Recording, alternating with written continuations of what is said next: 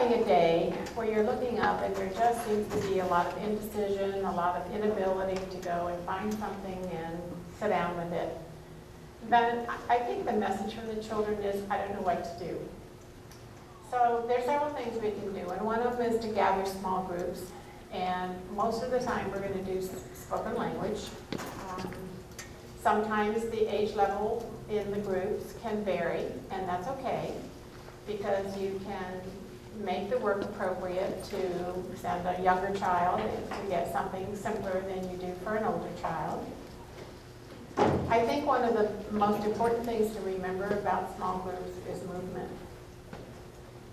And we talked a lot in the sensorial workshop about the fact that you don't just gather children around you on a rug or a table and do a 3-period lesson on something and say, show me this or show me that, or work with a map and say, show me California, or show me Idaho, or show me Florida, because all we're doing then is having children just kind of point. We're just using one sort of appendage.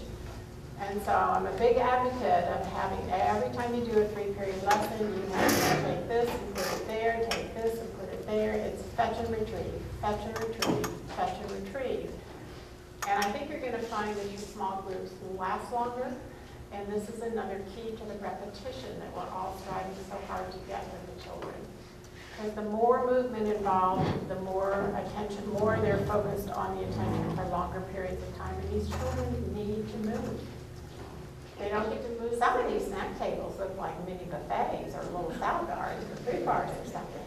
And, they're very nice, they're very pretty. So, and it changes every day, so there's all this variety. But these kids, it's a behavior that just drives my curiosity as to why these things are happening.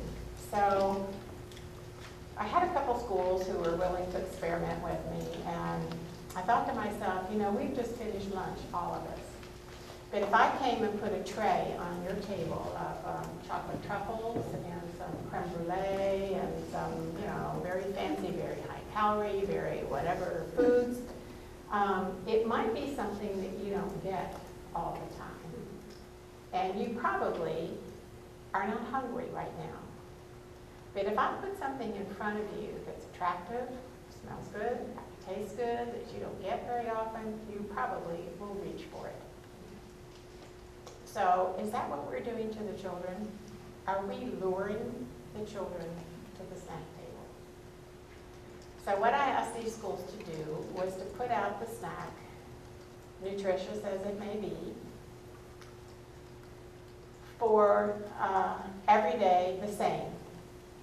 And I did it for a month.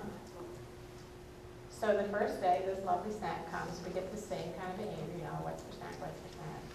Next day, same stuff comes out. There are a few others come over, what's for snack, oh, and yeah. By the end of the week, it's what for snack, oh, strawberries and yogurt, off we went to work. Well, what does that say? What does that say? These were the same children who consistently had to be there at 8:30, who consistently manipulated their friends. And now there was this kind of disinterest, even though it was something